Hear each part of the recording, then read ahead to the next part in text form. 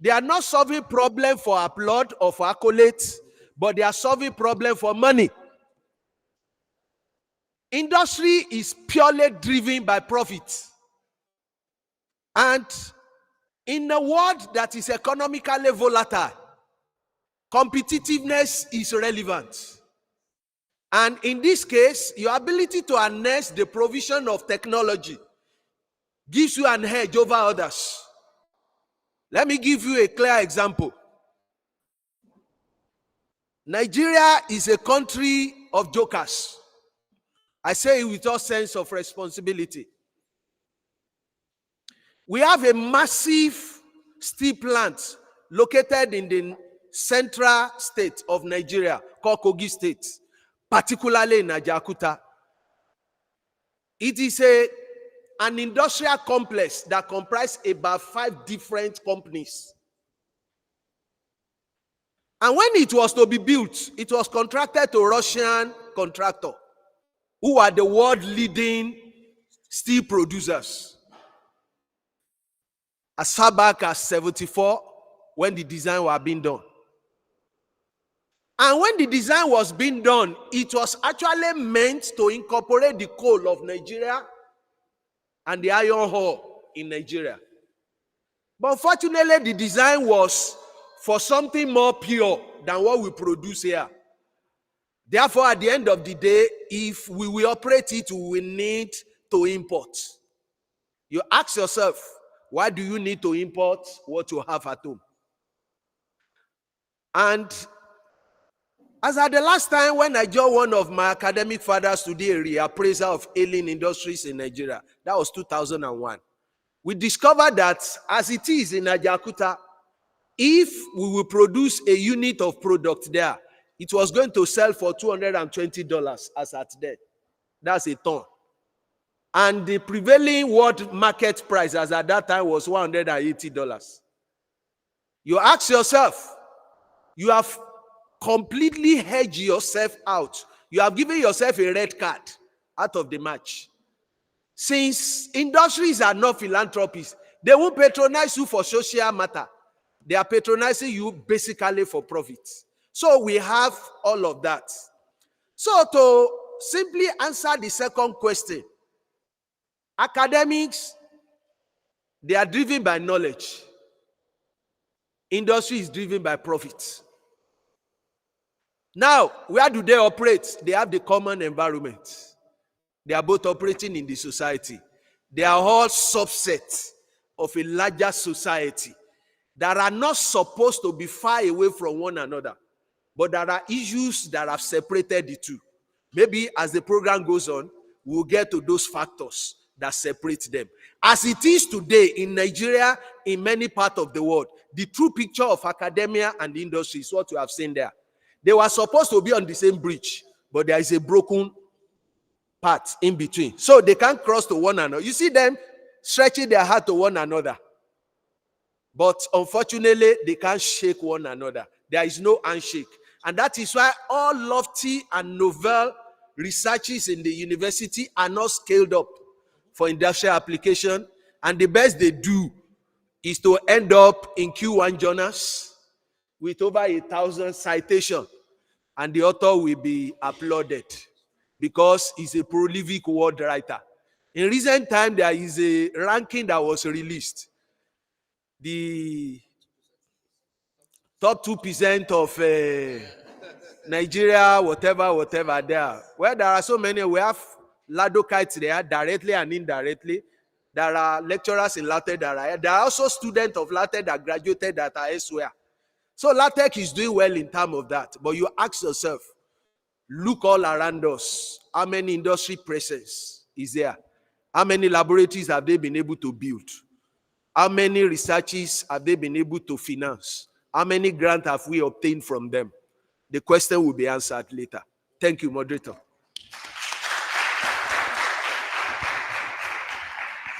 Thank you very much for that very insightful and thought-provoking response to that question.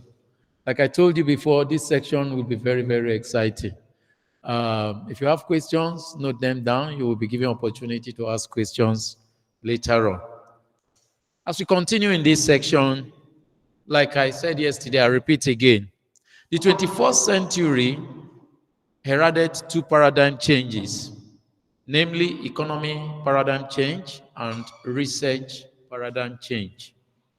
The latter, that is the research paradigm change, is knowledge-based economy with human mental knowledge as the driving force needed to turn natural resources to useful products and services.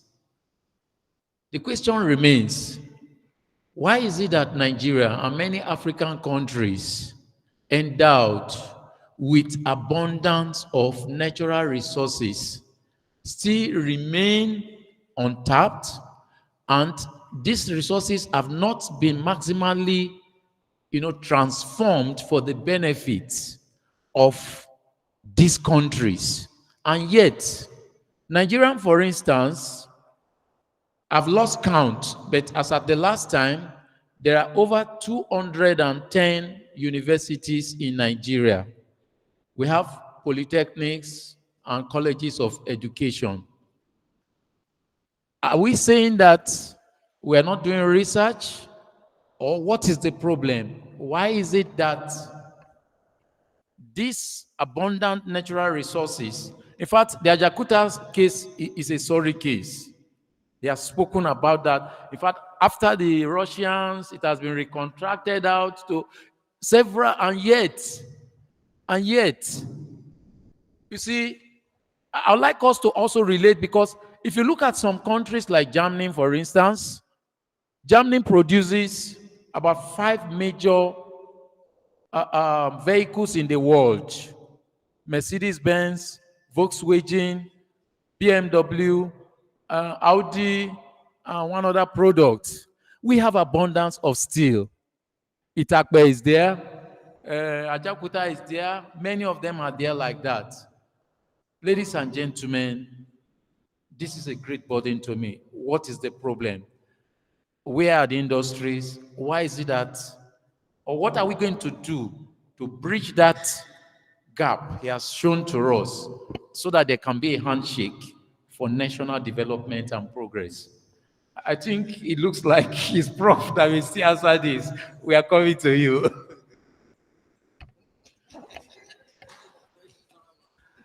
Thank you so much, Prof, once again. As it is today, you see, Sir Albert Einstein said you cannot continue to do things in the same way and expect a different result. You know, Sir Isaac Newton has his own version. That's second law of motion. He said his system will remain the way it is unless there is a push or there is a pull. The way our academic is wired today, it can never attract anything from the industry. Please underline it. The way our economy is also structured, it will be difficult, not never, now, for industries to stretch their olive tree to the academic world. Let's look at the present structure of our academic and what it's all out to do. Can you help me go to slide 3? Are you there on slide 3? Can you see that multicolored? Not yet. Okay. I want us to see what academy is supposed to be and what it is now and what is the end product. I won't judge anything. You will judge by yourself. Whether never that I said will still stand is an hypothesis that we will test. Are you there, sir? Yeah. The current higher education system, that is the cynosure of our academic world. Now, what are the 4 roles that are expected from our academia? universities, polytechnics, colleges of education, and all of them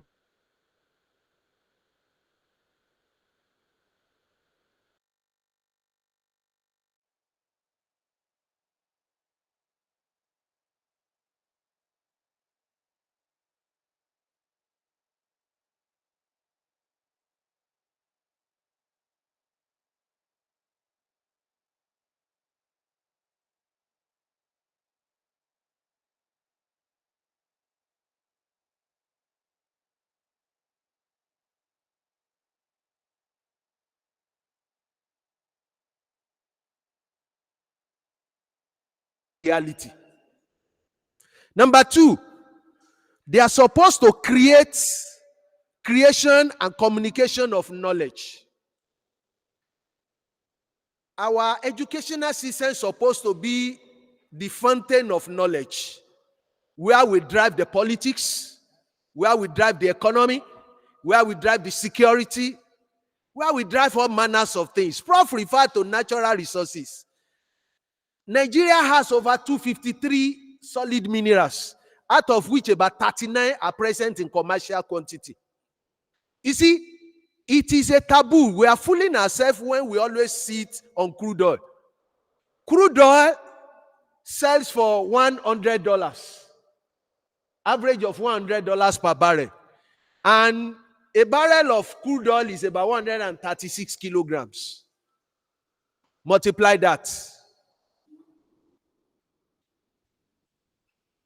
Whereas 1 kilogram of lithium, 1 kilogram of lithium sells for $32. Now multiply 32 by 136. The investment you need to explore crude oil is massive because it involves drilling. If you go to states like Nasarawa, states like part of Taraba, you don't need to dig up to 10 feet before you'll be mining lithium.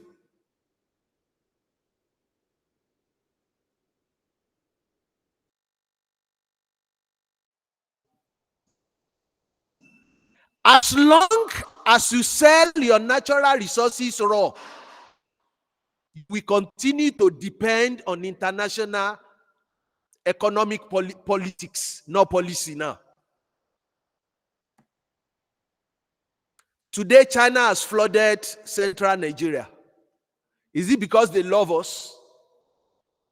If you go to parts of Ijesha land in Osun State, from Itagumadi to so many Awodi and all those areas, you see Chinese everywhere. What are they doing? What we are not interested in, they are interested in it. And they are not also doing it to standard. Where are the knowledge of geology, of material science from university, metallurgical engineering and science? Where are those knowledge? Mining engineering, where are they? We have National Geological Survey Agency in Nigeria. What are they doing? Where are they? The third thing, they are to serve as national intellectual assets. For those of us who are alive during 1993 election, what they used for that election was called option A4. And that happened to be the best of elections so far in Nigeria. Because many people, many money bags, they have been eliminated right from their ward. If you can't win from your ward, you cannot. For you to be president, you must win your ward. You must win your local government. You must win your state before you can go and contest nationally. The idea was mooted under the leadership of the then ASU national president, Professor Atairu Jega, who later became the INEC chairman. Now, they brought up that policy because there was sincerity of purpose. It was useful. There are many things that will have emanated from the university, but because there is a disconnect between the university and the society, and in this case, industry, everything remains the way they are. Number 4, development of healthy civil society and cultivation of social cohesion. Many of us are aware of the 17 SDG goals. Now, your economic development, physical development without social development is a failure. These are issues that are supposed to be driven by the university. And those are the basic role of the academic world. But unfortunately, what are the realities of our time? One, we have expansion of enrollees. For average science class, there should be a lecturer to 15 students. You are all in the university, you know the reality. It's ratio 1 to 70. Dwindling financial resources. Dwindling financial resources. Government will go to the press, we have done this, but in reality, there is nothing on ground. Now, research is capital intensive. You don't do research by trial and error. Researches that would drive the attention of industry must be precise and accurate. It's not a place where you need optical instruments to measure, but you have to use your glasses and ruler to do. They are two different things. So, in African nation, especially in Nigeria, that is the bane of our society. As at last count, there are 124 private universities. Where are the professors to teach them? Every year we graduate 4,000 first-class students. First class on paper, but intellectually nil. We have inadequate infrastructure. The class that is meant for 1,000 students, we put 3,000 there. Is the survival of the fittest and the elimination of the unfit. There are diversified needs, different things coming up. Unfortunately, the most important and the grievous problem where we and the industry cannot meet is that we are operating content-driven curriculum. Ask any of our students that has done engineering maths. They didn't call it pure mathematics. They said engineering maths. He said, what do you do in engineering maths? Dy, dx. There is no problem in the industry called Y. There is no problem in the industry called X.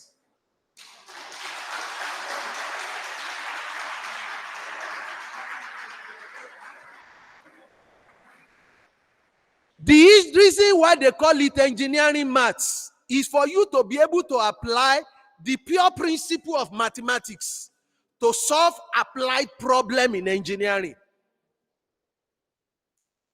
Let me give you a tip. I've been repeating one question for the past 3 sessions now, and my students have been failing. In my own exam, I don't need invigilators for my exams. Because most of my answers, there is no one single answer to it. It's either you know it or you don't know it. Now, let me give you an instance. We are designing a process that involves piping. And you calculated the diameter of pipe that you need. The diameter of pipe that you need is 0.75 inches diameter. But unfortunately, by standard practice, such standard size of piping are not available. You can only ask the producers to produce it. And once you ask them to do that, you will be the one that will pay for the dye. You will be the one that will pay for the processing. And they will still bill you for their product. Because it's an customized production for them. Now, and I put it to them. As a process engineer, you have 0.75 inches, which is the strict diameter you have. What will you do? They became blank. There are first-class students. There are strong 2-1s there. These are problems you encounter in industry. There won't be the YDX. And simply put, what do you transport in pipe? It's liquid, or we call it fluid. It may be water, it may be liquid, it may be gas. But what is the indices of what you are transporting? It is volume. What is the volume of a pipe? Pi r square h. If they produce 1 inch pipe and they produce 0.5 inch pipe, simply put, if you adopt the smaller diameter to what you need, simply put, you will increase the length. And if you adopt a bigger one, you will reduce the length. The volume of transportation will still be the same. That is the answer.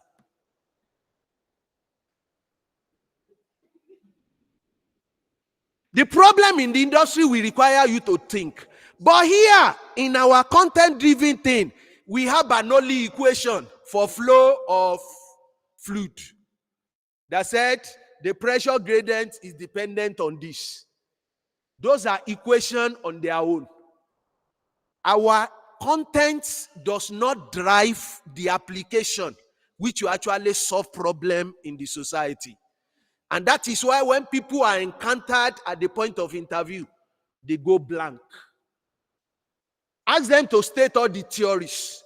They will give it back to you.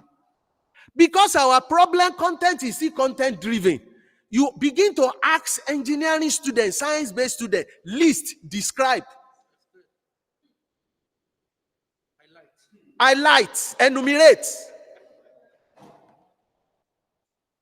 There is no problem called enumeration in the society.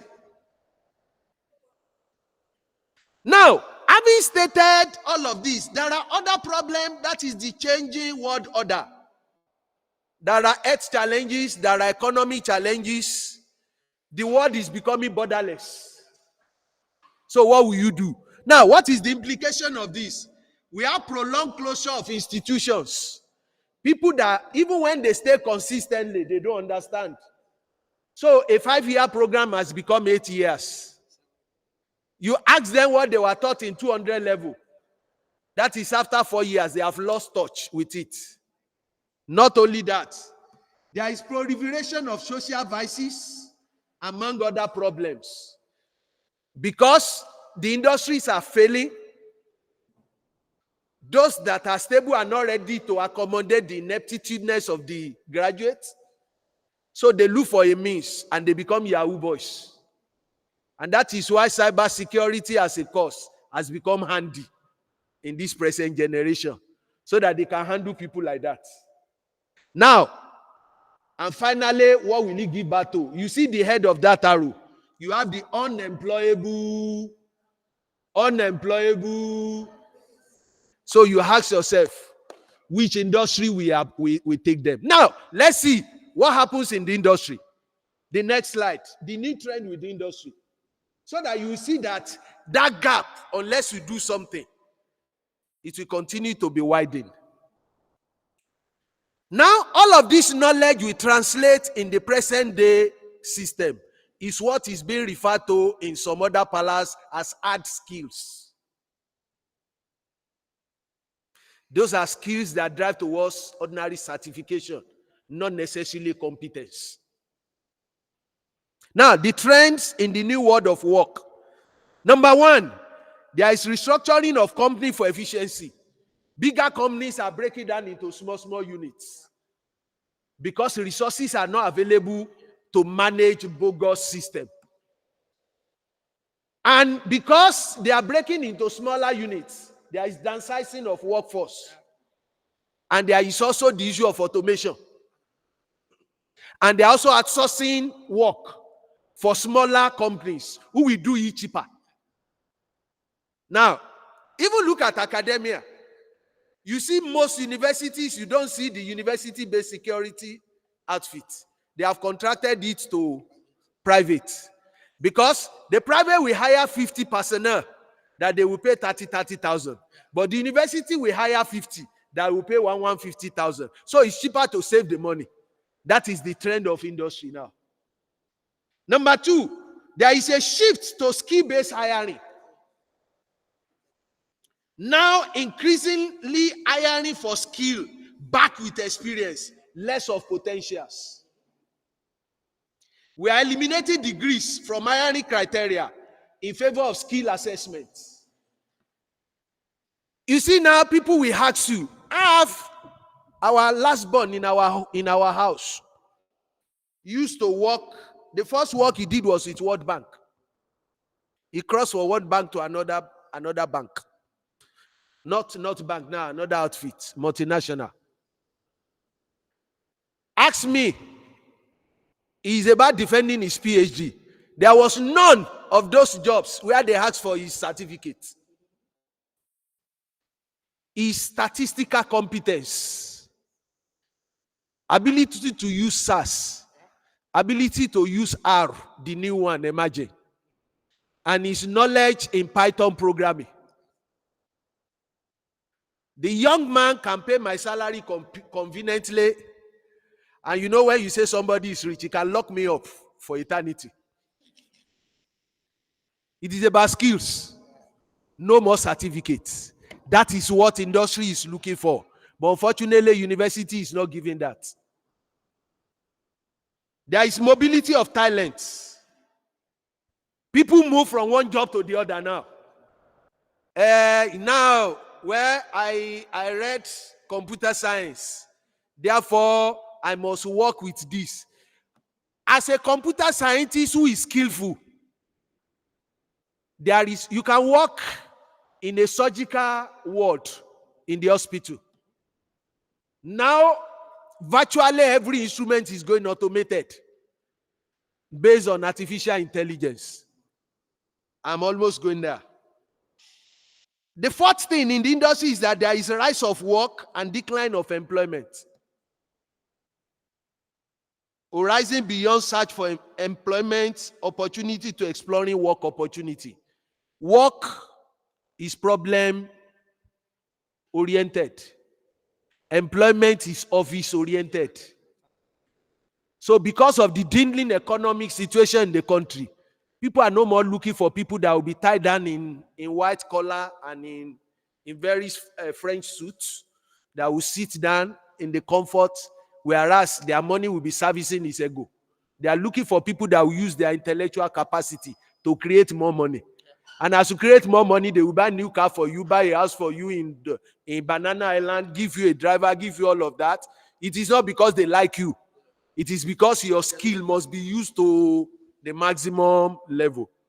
And lastly, there is central importance of digital skills. I don't need to know anything about programming. I read mechanical engineering. You will end up in your father's house. Even pastors are going digital.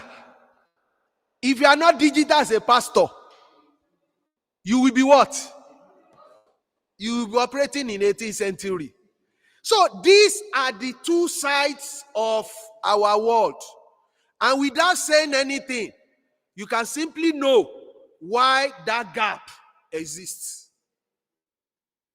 Maybe later on, we will see what we need to do and we will conclude. Thank you and God bless. Thank you very much, Professor. Thank you very, very much. I want to believe that you are being gingered and spurred to take action, not just to listen to a very insightful talk and clap your hands, but we need to do something. Ladies and gentlemen, you see, there's a place called Silicon Valley. And it's not a very big place, but the few guys that are within Silicon Valley, they have global impact in the entire world, and they are controlling the economy of the United States. Because some guys decide to think and to act. We normally say Bill Gates was a dropout from school. And I love people that say that. Bill Gates said, if you look at Steve Jobs said, I dropped out of engineering and then I dropped in to, yeah. So when you are saying Bill Gates is a dropout, Bill Gates employ professors, employs, anybody in the world he can pay, and then you are saying he's a dropout. I like to be that kind of dropout.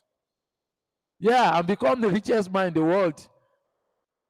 Look at, who can tell me how much Bill Gates donated recently for polio in Nigeria? Who has an idea?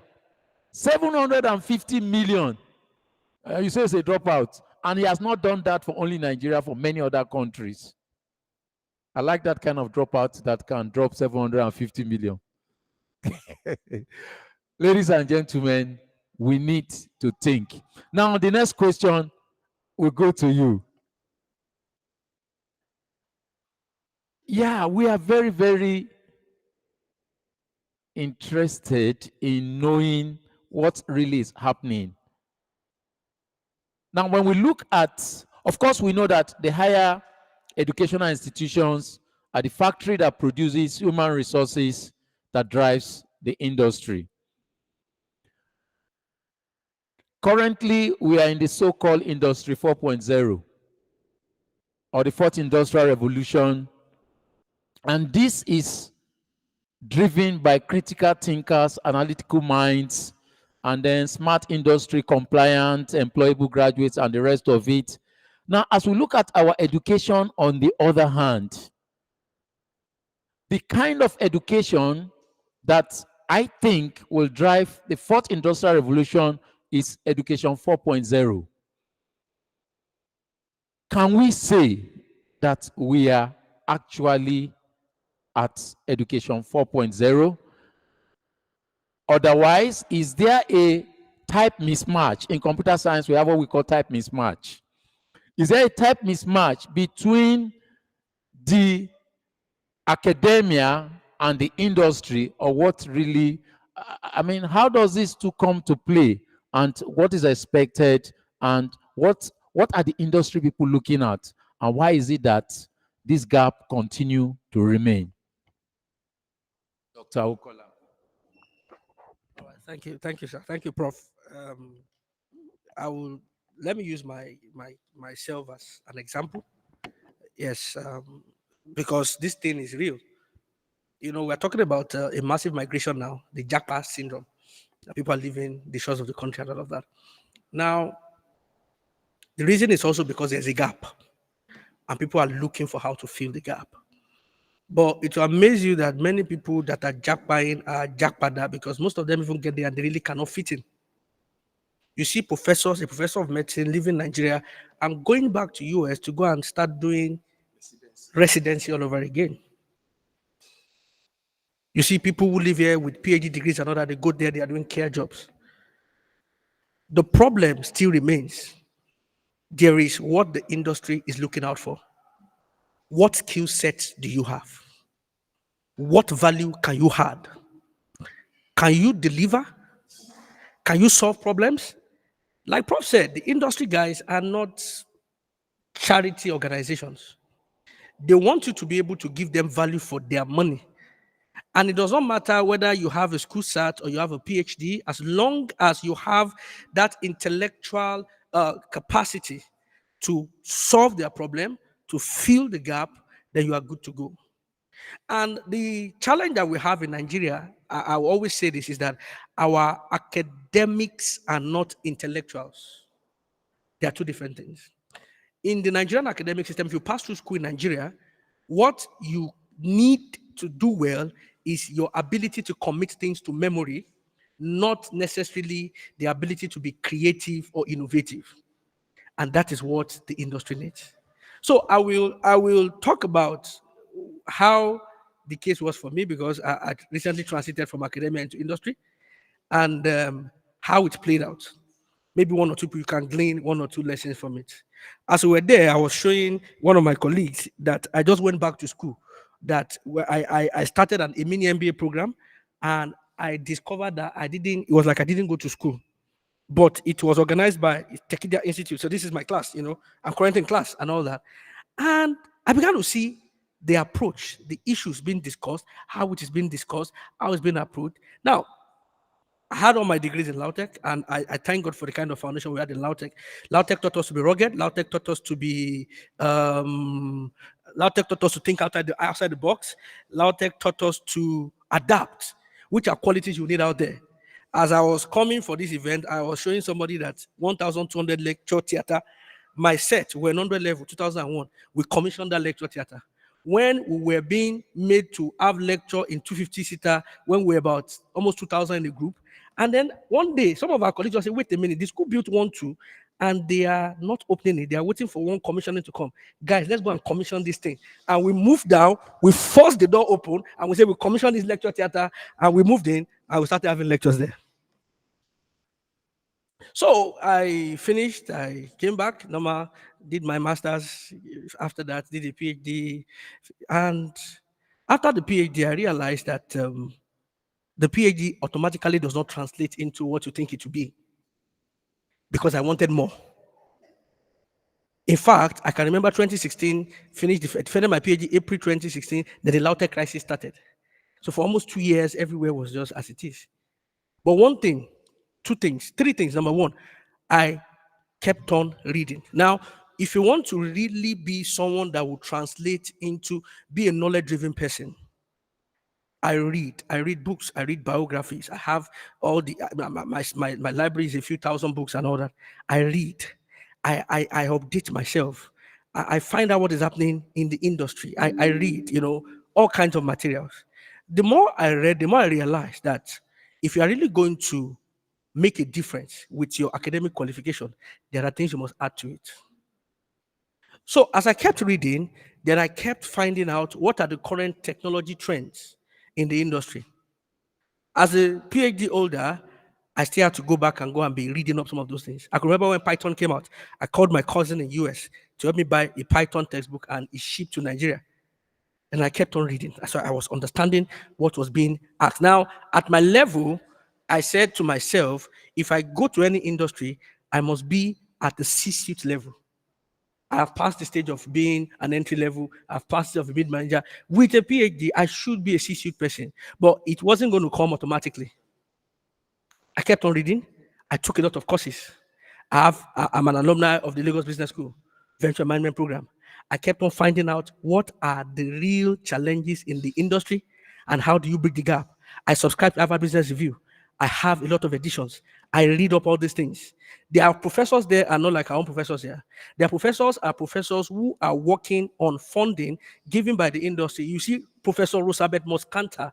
She's the HP Professor of Marketing at Harvard Business School, meaning that HP is the one paying her salary that she's collecting at Harvard Business School to continue to give them insights in marketing. You must understand all those things. And so the more I did those things, the more I wanted more. But you see, what you have now is what you are going to build upon. So after a few years of PhD and all that, I tried my hand into so many things. A lot of them didn't work. Eventually, a lot of things, many of them didn't work, but I kept on doing it. Then my academic mentor, Prof, when I now told him that, Prof, after all these things that as I'm just giving it up on the academic, said, no, don't give up. That still, pushing. Okay, so I got myself into a private university, and in 2.5 years, I moved. I became a senior lecturer. I was doing well. I helped them to start their committee program. I brought a lot of the innovations, the things I was reading. So I was able to create that kind of environment. The students had a very fantastic learning experience, and all. But as I did that so well, then one day I met somebody who was going to start a fintech company. He was a multi-billionaire. He had done significantly well in real estate and some other areas. Then we met. This guy just barely has a first degree, but what he has done with that first degree is amazing. So it happened that when my university was doing the inaugural convocation, the first convocation for the set, he was invited to receive an honorary doctorate degree. And I was the vice chairman of the Ceremonies and Honors Committee. So we met on that platform. And I began to interact with him. Then I saw one day on his status that he was going to start a digital bank. Then I told him, I said, this is amazing. I said, a lot is happening in financial technology. I said, you can do this, you can do that. Then we began to talk. Then we began to talk. Then I would tell him, this is what you can do. Meanwhile, don't forget, I was following up with everything happening in financial technology. Financial technology is one of the areas where Nigeria and Africa is doing significantly very well. Our payment systems are one of the best in the continent, even better than some of European countries and all that. We have companies like InterSwitch at the forefront of it. I have been to InterSwitch office several times. A lot of my classmates that finished and went straight to the industry, most of them are now high flyers in those industries. So any conference they have, I will go there. Any opportunity I have, I go and sit down with them. We have discussions. Then I kept on telling him, this is what you can do. This is how you can do it. Then I noticed. So let me balance this and all that. Industry has problems, and they are looking for people that can solve their problems. But can you really solve their problem? Can you add something to their bottom line? That's what they're looking for. So as we began to talk, we had the conversation. The conversations kept on, going deeper. Then one day he asked me, "What is your background?" I said, "Well, academic background is one thing, but we have been on the street for a long time. So don't look at the academic qualification.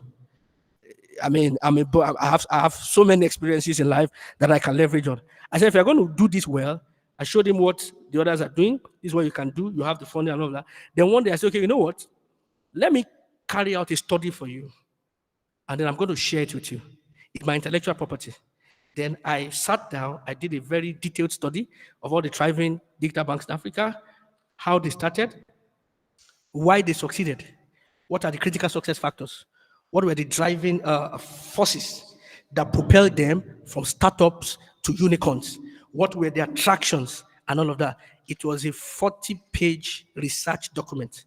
So I was proud to be a PhD holder that day because my understanding of research brought into pragmatic space like fintech for somebody who wants to start something, leaning on that insight.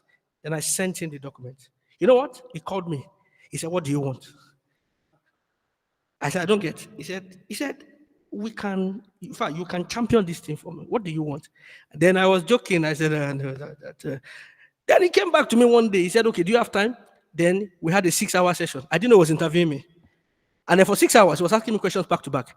What can we make? If we enter this space, what can we do? I told him this is what you can do. I told him this is a projection. I told him this. Then after some time, he said, "But you have still not told me what you want." I said, "Well, if you want me to tell you what I want, can you really give me what I want?" He said, "Yes, I'll give you." Then I said, "Okay, if you can make me the chief operating officer of this business, so I can help you drive it." He said, "Okay, when are you chance to come to Lagos?" I said, "Okay." I said, "I'll give you a time." So then I said, "Okay, I'll be chance between this time and this time." Then he booked the Cyber flight. These guys were waiting for me. They brought me in. And then I got to their office. And then the next thing, he started taking me around. Welcome our new chief. I said, "We have not." He said, "No, we are." He said, "It's done." He said, "I'm looking for someone like you who understands it theoretically and can drive it practically." Then I said, "So what is it for me?" He said, "Well, we're going to give you this, give you that salary." I said, salary. I done research of what chief CEOs earn. But when I saw the figure, even me too, I was scared to ask for the figure. Because, I mean, I was scared to ask for the figure because I don't even think a professor earns that in a year. You know, what CEOs earn in a month. Then I told him, I said, "Well, for the figure, he said, talk now. I mean, we need to." He said, "Talk." I said, "Well, it's a startup. We're just starting. Though this is what industry CEO hands and all that." So I mustered up courage to mention the figure. He said, "Okay." He said, "But we are just starting. Okay, so let's just." Then he brought it down a little bit. Then even within my heart was still skipping. Then I felt it was a scam. They said, "When are you resuming?" I said, "Okay, let me think about it." He said, "No, let me know." Immediately as I got there, if I let me cut some things for this thing. Okay, long story cut short, I resumed. And at the end of the month, I didn't get paid. So I said, "This is a scam." Then the next month, I was at home that day. Then I saw the alert. Then I showed my wife. I said, "This thing is really low." I said, what work am I doing that they are paying me this? I said, it's not the work you are doing. It is the number of years that you have been able to develop yourself to the point whereby you can tell them this is how you're going to solve this problem, and that is it. This is how you're going to solve it, and that is it. Let me wrap up with this story. Recently, we're trying to build an app.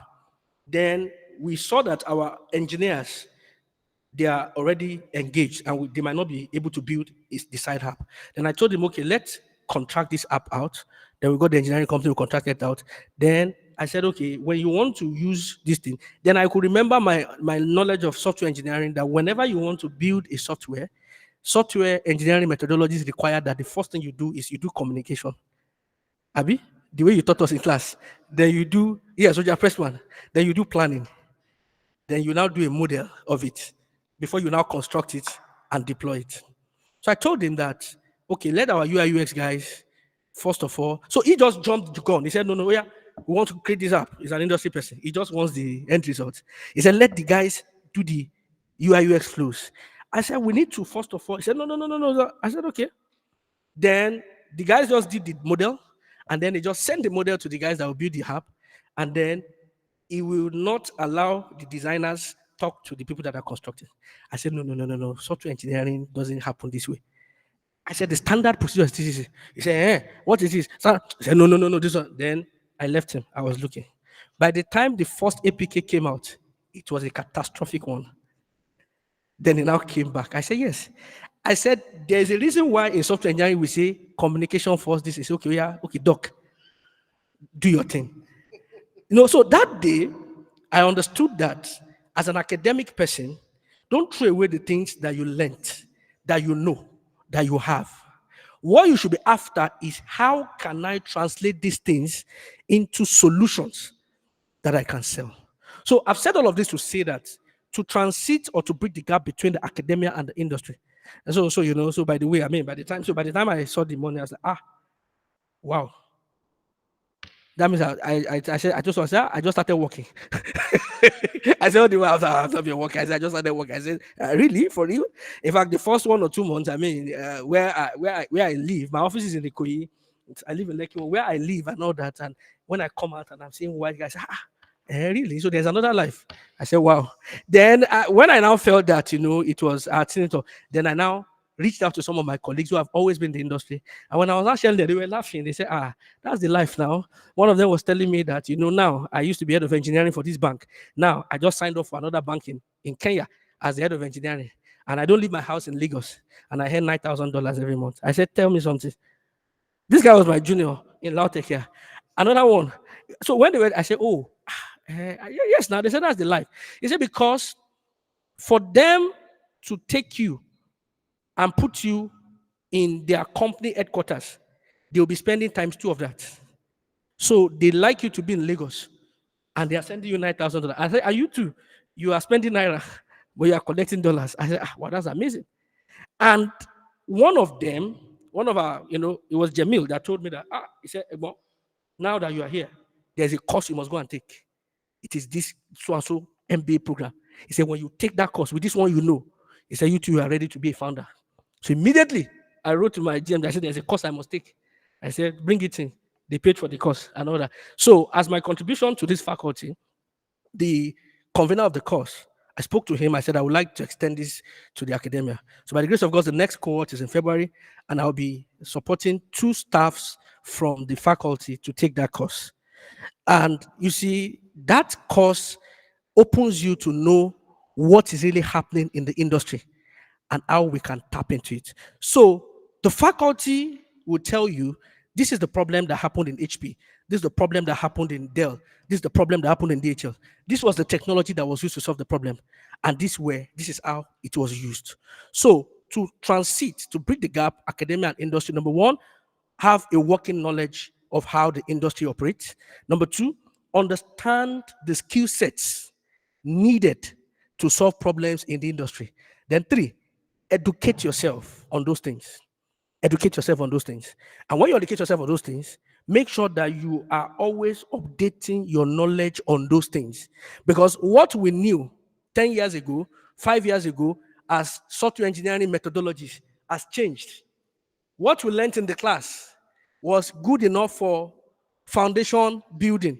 Now they are talking component based. Now they are talking continuous implementation, continuous deployment. Now it is about DevOps engineering, whereby it is a different engineer that builds, is a different engineer that commits what is built to production. Those are the things that they are talking about. Now it is all about cloud. It is AWS, or you are going to Azure. That is the way it works right now. The days of .NET that will do software and then we will buy, those days are over. Everything happens in the cloud real time. So all those things, you must update yourself and you must know what is happening per time. When you get there and you talk that way, then somebody will say, okay, this one can lead our engineering team. This one can give direction to engineering team. With your degree and with the skill set that you have, you are going to be able to drive it. Finally, I want to say that the industry needs us as academic people. I must tell you that. The industry needs us because they are not as knowledge driven as we are.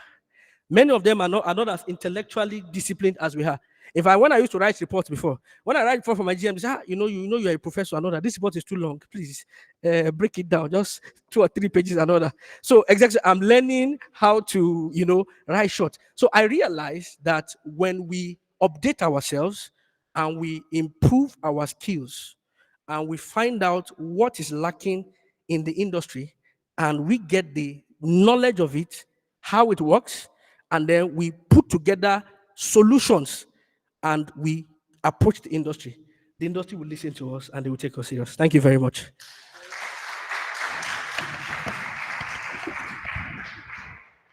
Thank you. It's getting more exciting, but we don't have all the time. We take the last round of questions and comments because some people will be traveling far. Yeah, no, we still take questions. So we still take questions. Now,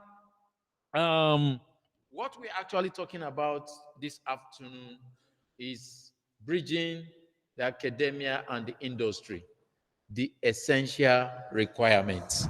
Now, I want Prof. and Dr. Okola to hit on the essential requirements. Now, they can't say everything here. We can't learn everything here, but they will tell us some very important, very indispensable things that will be required, to bridge the gap.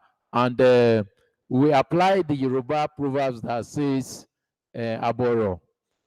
So when they say their own, then the rest will be left to us. Thank you very much. Thank you once more, Prof. Can you go to slide 6?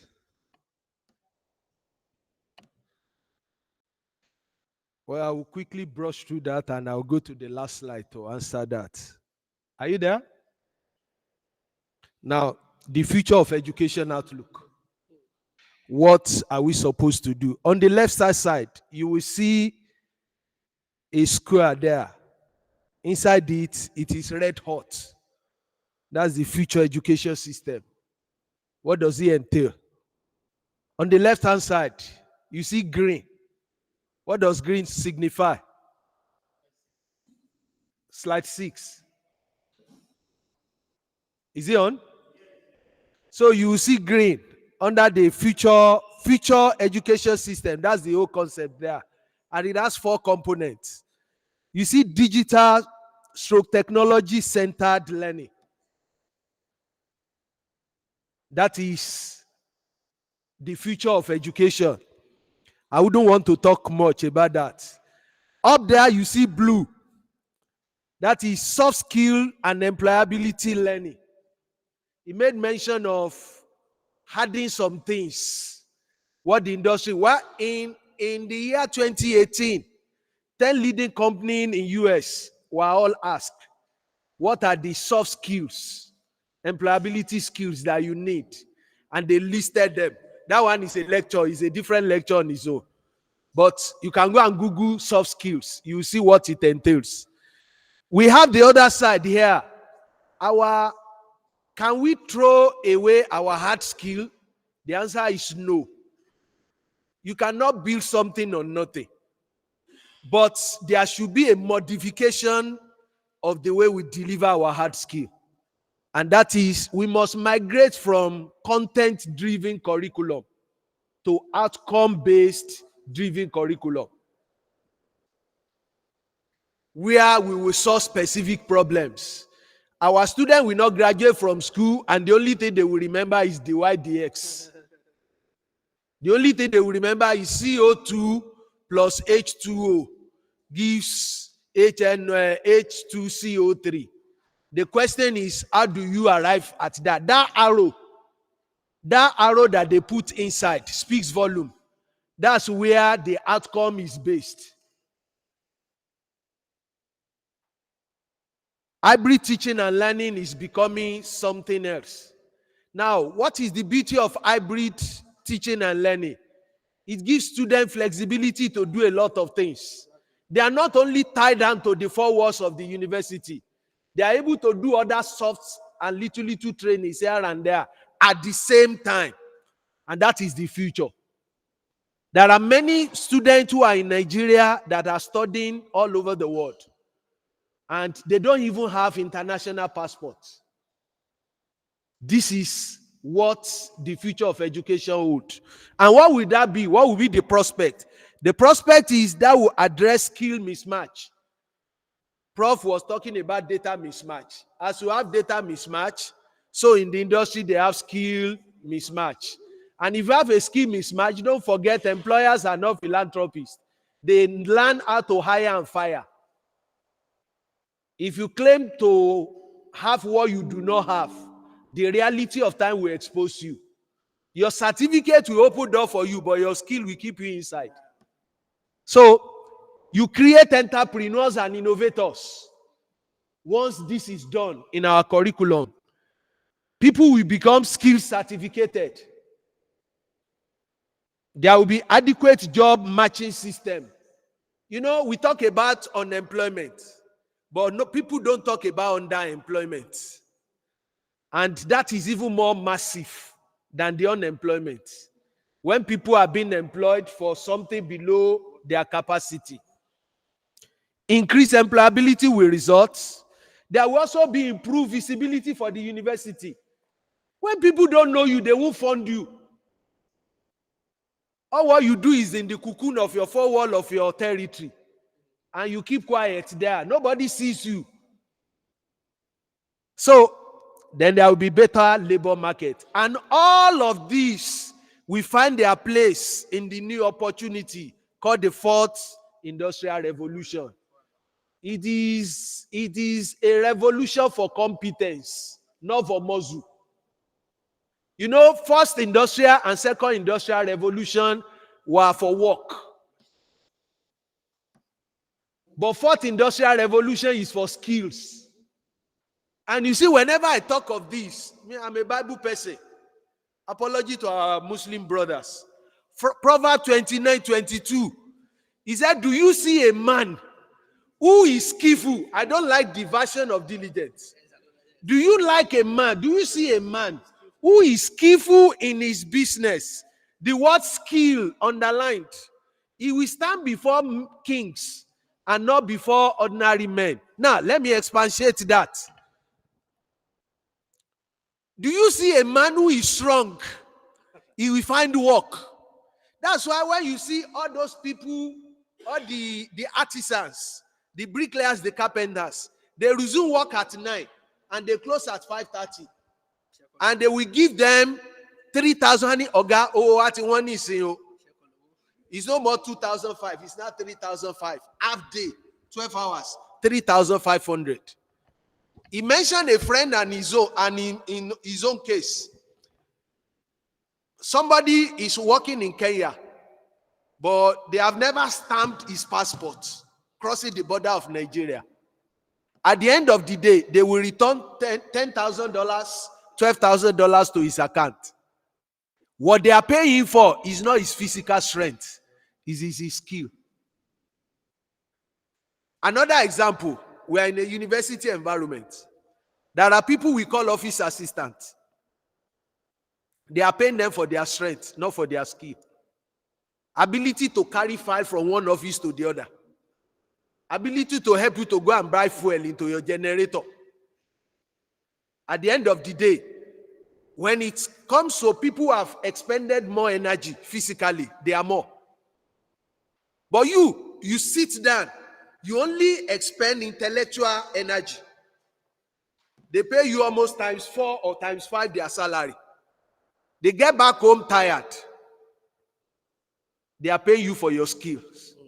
So the future of education is about skill. And any system that is not skill driven, let me tell you, in Nigeria today, we have over 300 universities now. And what will determine whether student will come to your university or the other is your employer's rating. When their student graduates, they get better job than this or that. They give them more respect than the other. And you see, those things don't just come. You earn it. Any university that is not competitive in skill training is a matter of time will fold up. Because education is becoming more expensive. Now, how do we bridge the gap? Last slide, please. You will see that that bridge is as close now, and there is an handshake. Can you see? You remember where we started? The bridge was broken. But now, there is a close bridge with handshake. Now, what is the requirement? There should be alignment of curriculum with the industry requirements. There should be an alignment in that. That is purposely what we call outcome-based curriculum. Number 2, emphasis on skill-based education should begin to come up. You see, many of these private universities, we look at them derogatorily, but they understand this thing more than so many public universities. There's a university, I don't want to advertise for them because they have not paid me. More than 60% of their graduates ended up becoming CEO within 4 years of graduation. They have the mindset of employed. I have not, yes, They don't. Once they come, you employ them in your outfits. Not that what they are doing there is, they are just doing internship. The mindset. They want to understand the complexity of the industry. Once that one is done, the skill to create things is in them. They get out and you will see them. Young boys and girls. And when they can't stand alone, they have taught them to be team players. They don't care. You see, it is here that you care whether somebody is from Oyo, Osun, Ikiti, and all others. Nobody cares where you come from. What they care about is what is in your head. So, skill is issue. The other thing is workplace exposure through internship, life projects, and corporate interactions. He made mention that they have problems, but people will not commit their money to the place where they have not proven their integrity.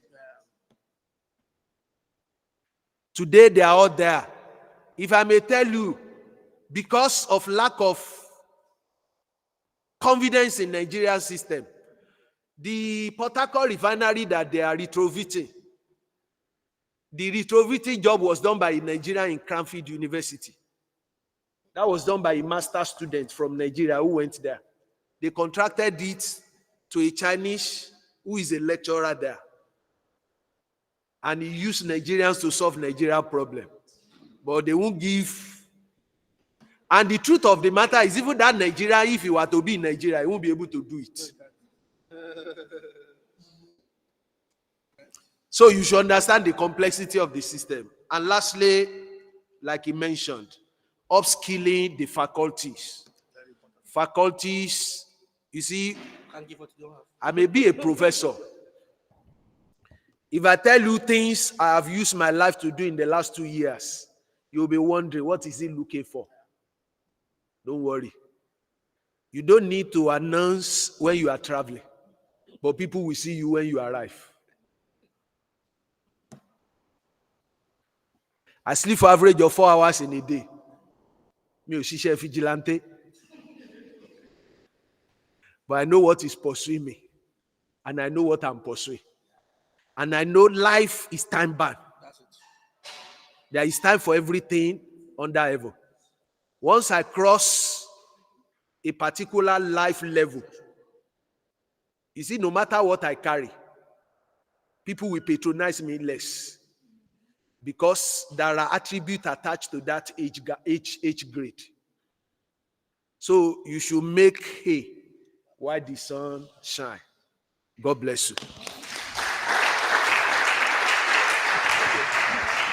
I mean, you know, when I grow up, me too, I'll be a professor. Okay? So, I still, thank you, sir. That was very, very, that summarizes it. I want to go from just two angles. Number one, the issue of curriculum.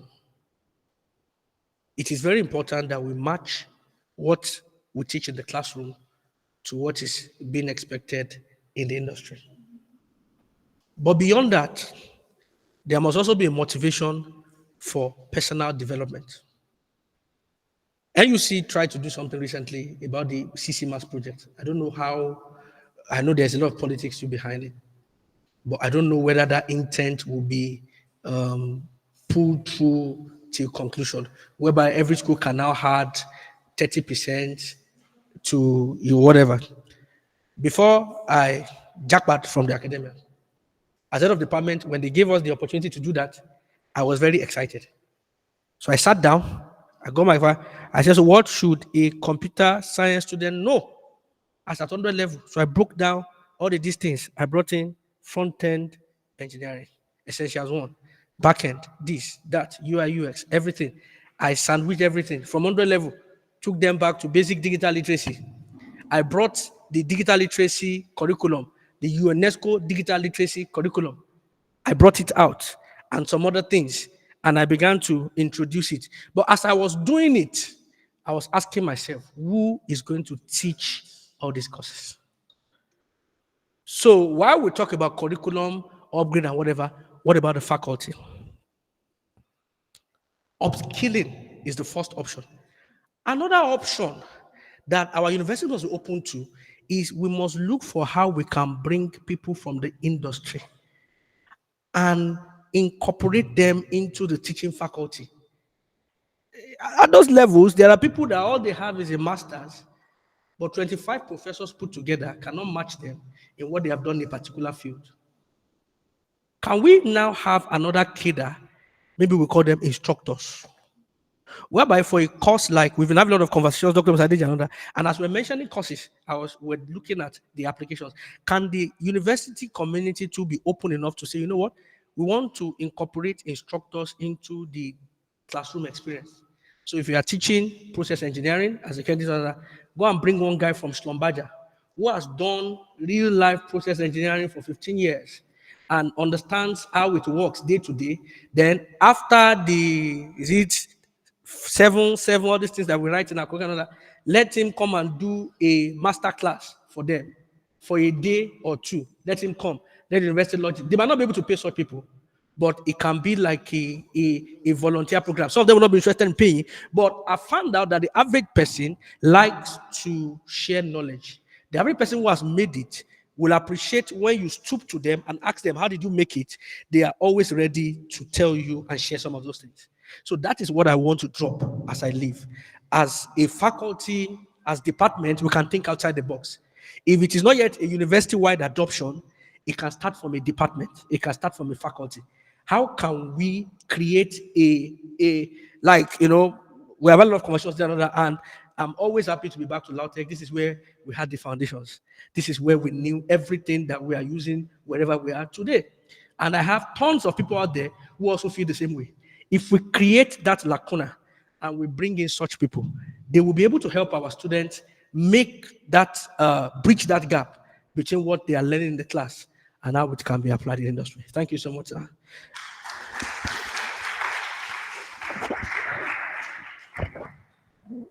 I'm almost lost. I don't know how to summarize everything again.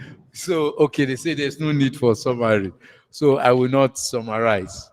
Now, as a challenge is being thrown to the audience, faculty members, we are also being challenged. We must upskill.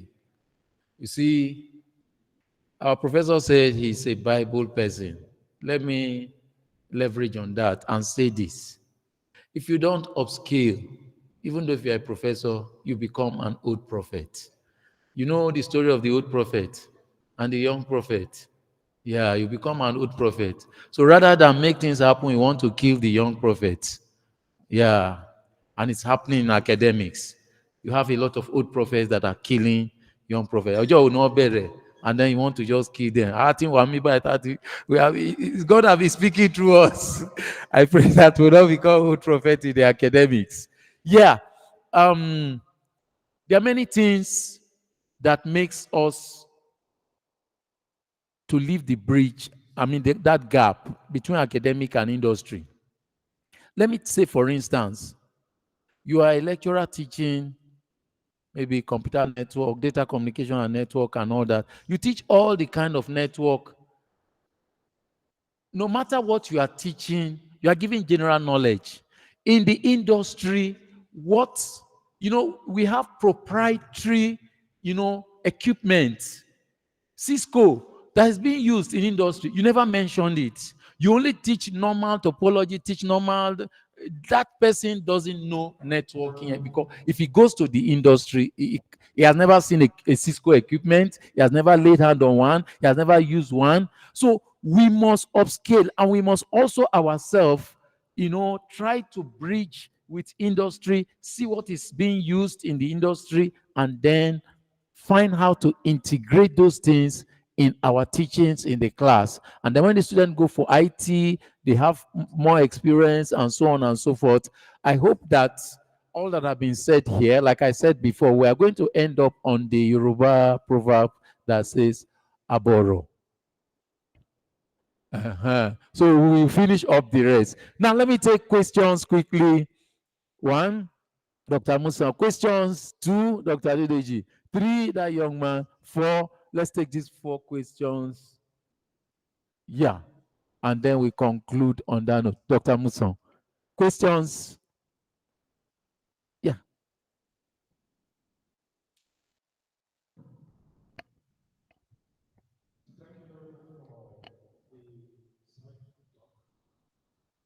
Actually, my question is also an observation that maybe to some extent I believe that what we have now in the system, we have a lot of knowledge, but there's also something that is lacking.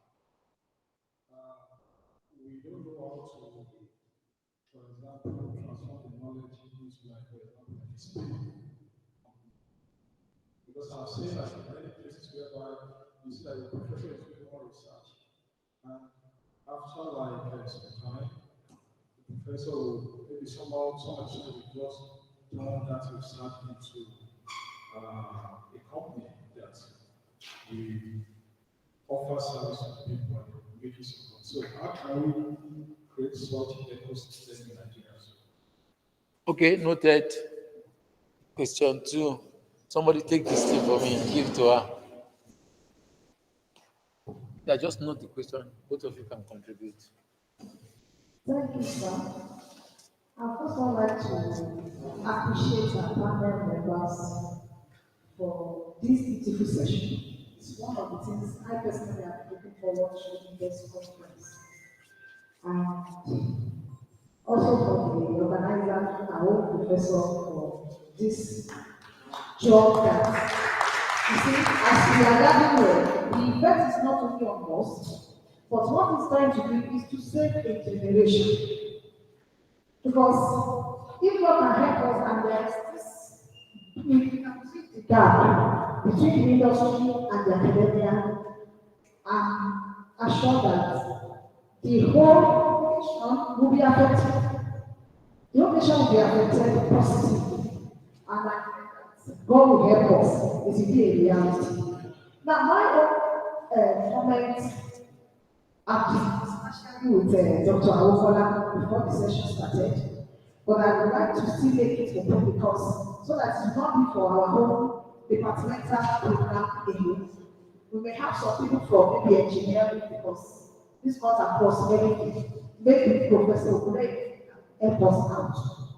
Why Professor was asking question in the morning that the plenary session I have in the morning.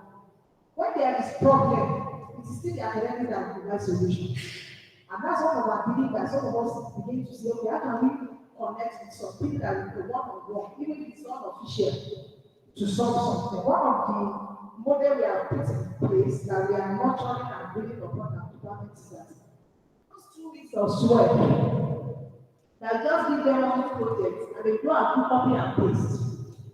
We started initiative classroom. We have already got some of our past students that maybe consequently we want to use those 2 weeks and do something in their lives. And I want to bring it here and still demand for Dr. Wokola's help. While we're talking, he said, oh, I'm not of LATEC alumni and I don't know the industry.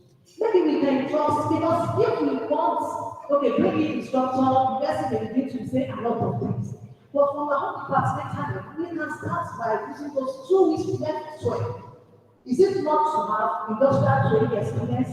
Then I ask you, at least our own alumni, whenever they have, most of them that can come, I'll be free for a day, I'll be free for 2 days, I can take this, I can take that. And I believe that if we start from there, we have a relationship already, then we can put water that relationship, and with time, it's going to be a seed that can blossom to a big that can provide shelter in the future. Thank you very much.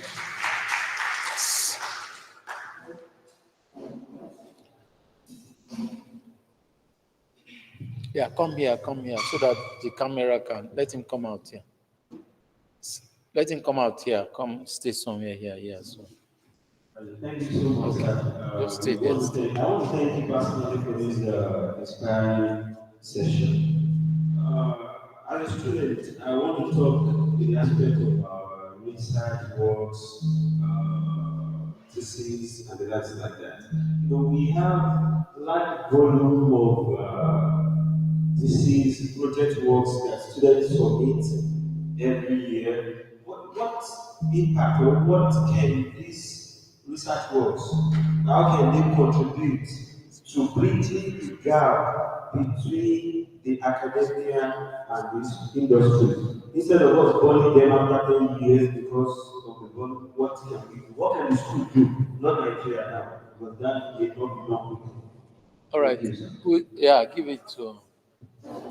Thank you very much, our panelists, for top session, inspiring, mind-boggling, and engaging. I do thank you very much. On a lighter note, I have an observation. Even our preceding sessions, we have been talking about academia and the real world. Okay, it does not suggest that we are in an imaginary world, be in the academia or real, artificial world. Okay, why not academia industry rather than academia and real world? It's just an observation. Then frankly rightly remarked, he said, tell me and I will forget. I will remember. And I'm talking about cases that we are skill-based, outcome-based education. As we think starting at the tertiary level is almost becoming late. That is my observation or question. As in, at what level of our education system should be incorporated? Thank you very much. Oh, sorry, we can't take more questions. Did you raise your hand before? Let's answer this and see how much time we have. Okay. Thank you so much. Let me start from the last question. The issue of at what level? Well, there is a saying, it's better late than never. There is a structural problem in the education system of Nigeria. You either take it or you leave it. You see, the problem of unemployability of many graduates in the university are not wholly the fault of the university. Sometimes university receive deficient individuals. And because of the weakness of the institution, we pull them through the system. In processes, there are reactive system There are flowing systems. Reactive system creates things. Flowing system go along with the current.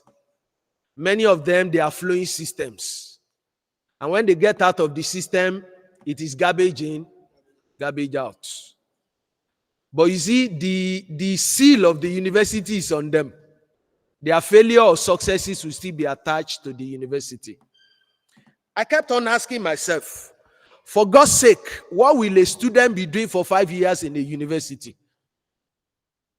That was what I was thinking about for almost 15 minutes in the bedroom this morning.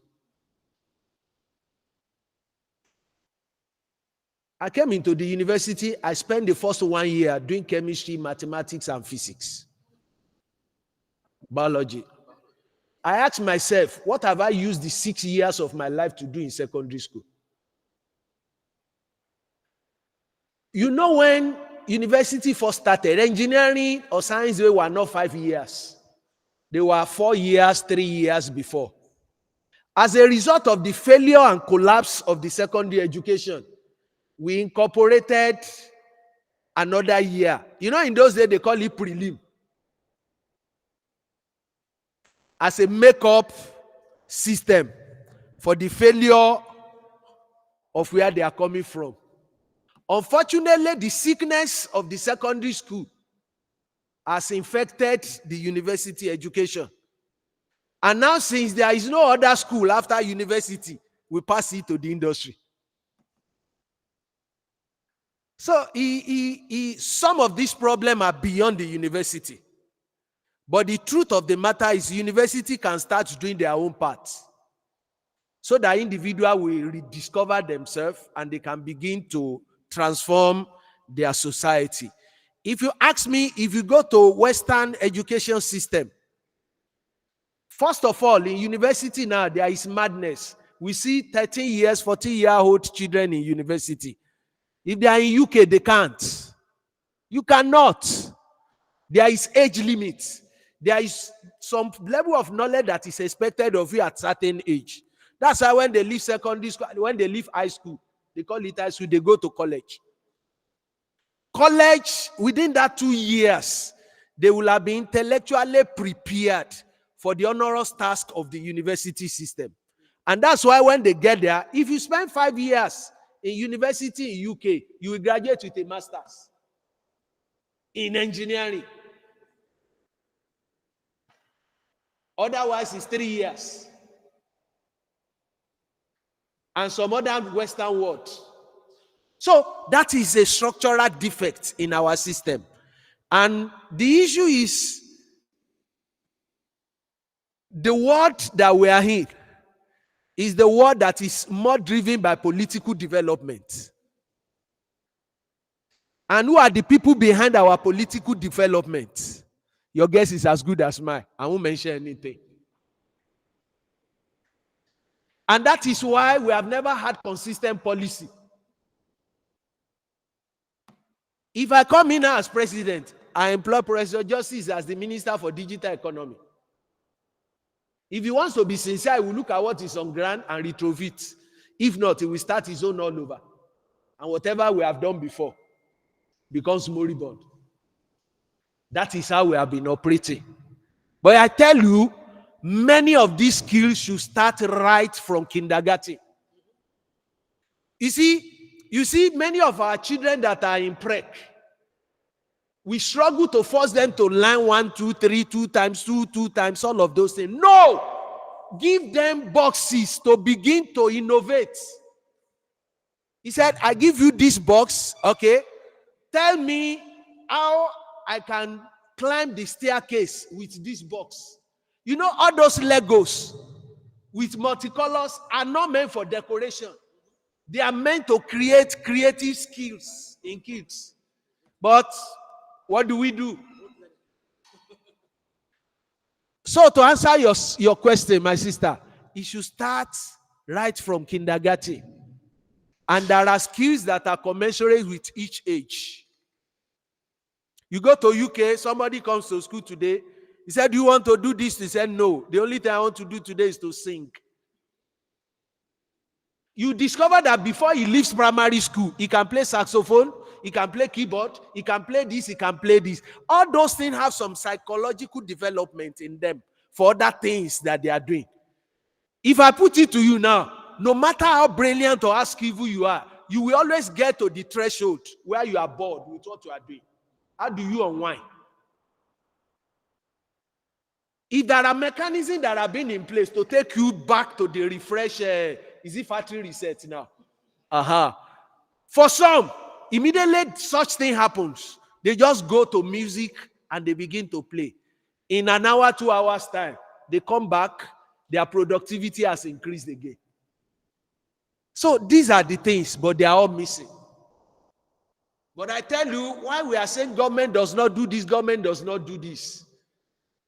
As parents, as individuals, we must also take our destiny into our hands. Whatever you can do for yourself, do it. Number 2, we say academic, are we in virtual or reward? We are in reward but operating virtually. There are this egocentric mentality from academic with the other world. When they introduce us, say it's Mr. Somebody. You look at him and they clap for him. I'm waiting when they will introduce professor. And when they introduce you, your shoulders will rise like this. You see, the issue is we are part of the world system. And people don't just confer respect, you earn it. And if you earn respect in the world we belong to, you must be creative. You must be at a higher edge than others. It is then that they will look at you with professorial eye. But if not, don't forget the problem we are encountering does not know professor, does not know Mr., does not know Mrs. It's a generic problem. But your ability to manage the system differently from the way they will do will make them to come to you. That you are a different person. Can you show us the way? So we need to look at that.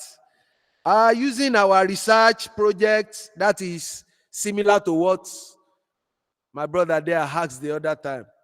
You see, unless our mindset is changed and unless our system does something different, Nigeria has established what they call no-tab office.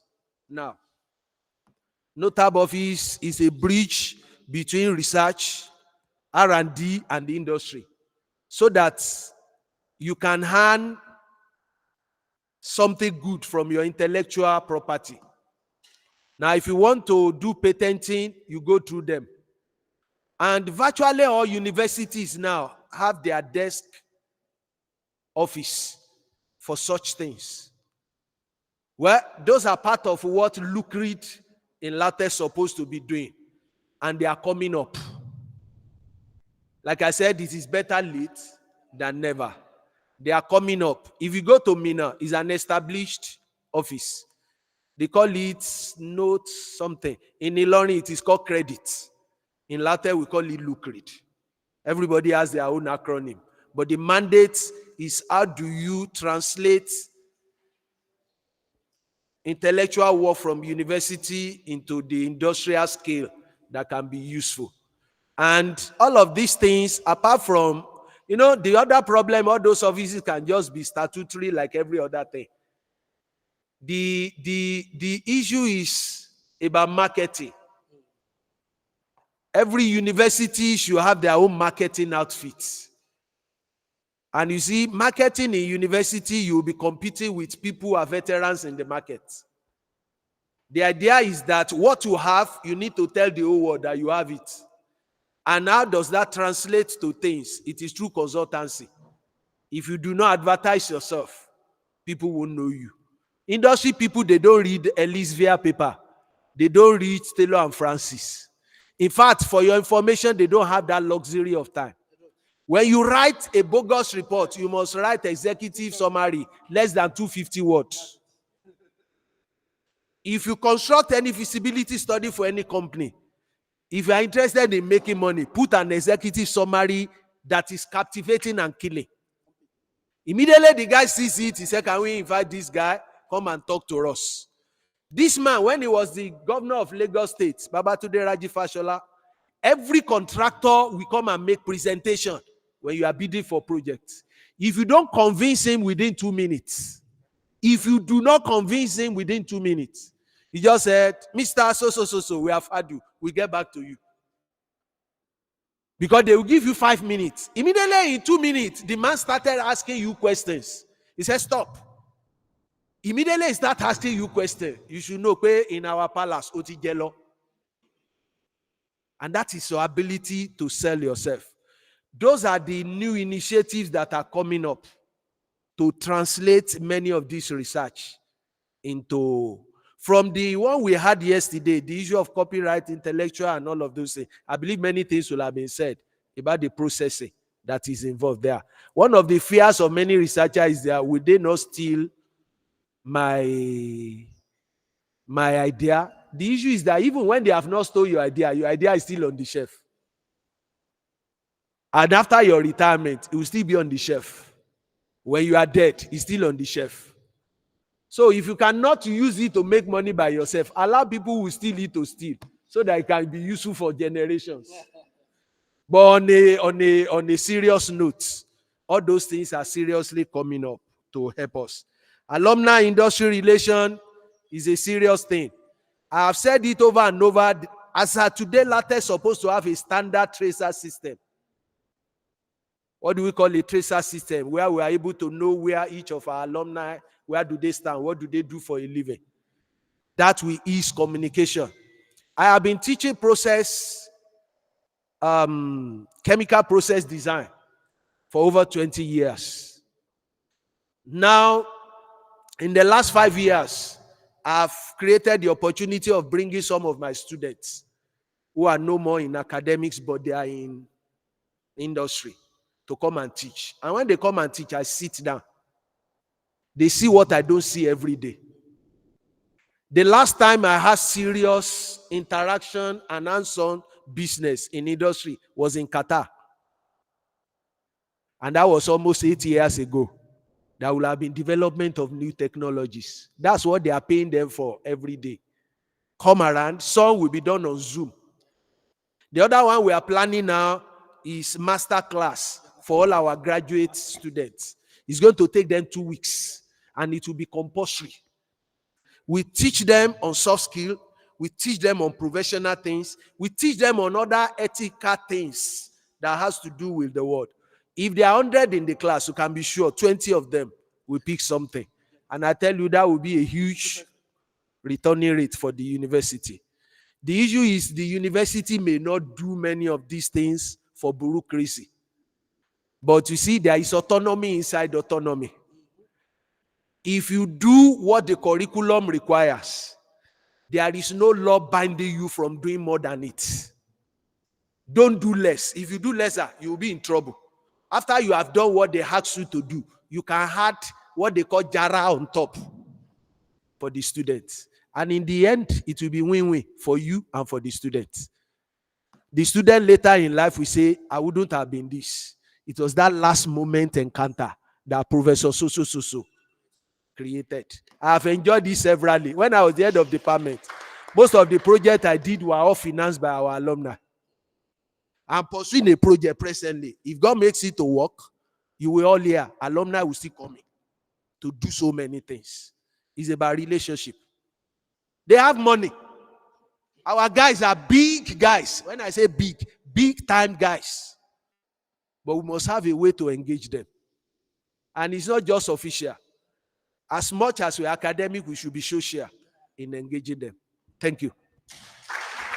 Well, Prof has said it all. Prof has said it all. He has just so Oga, I must still become a professor. We have to do something about that one.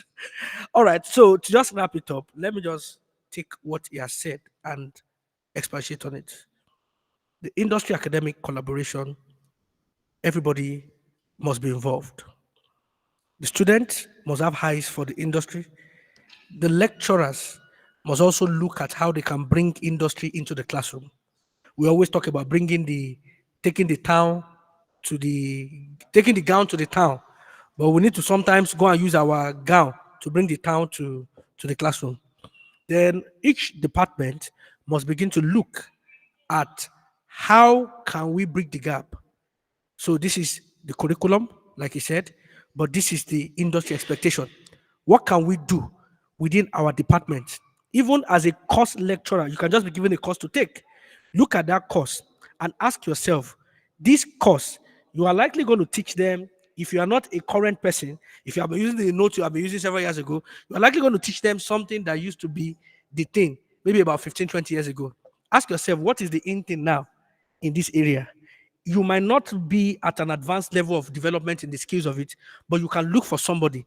After you have taught the fundamental, after you have taught the basics, then who can I talk to? Who maybe it might be through Zoom, it might be through whatever, to help me do a 6-hour master class, maybe one hour class, 6 times. That will be what somebody would need to be able to make a sense out of that BTech certificate. So, urging everybody, relevance is the key. Relevance is the key. The knowledge is what we teach, but how relevant is the knowledge? That is what the industry wants to know. Thank you so much, sir. Ladies and gentlemen, another round of applause for our panelists.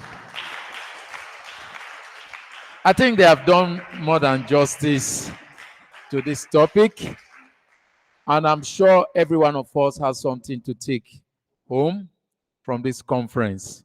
We are supposed to have one more section, but I think I'd like to close the conference on this note, because they say that you leave the stage when the ovation is loud. Yeah, those few papers, we will sort you out. Yeah, ladies and gentlemen, I want to thank Professor O.O. Ogunleye for the very insightful presentation, thought-provoking, mind-boggling, and yeah, I like learning every time. Is that okay? Yeah, most of the thing he was saying, he wasn't saying them because he was reading them out from somewhere, but he's speaking out his mind, his spirit. Yeah, it's flowing from the fountain. Yeah, you see, we all cannot be the same, but you can learn, you can imitate people, you can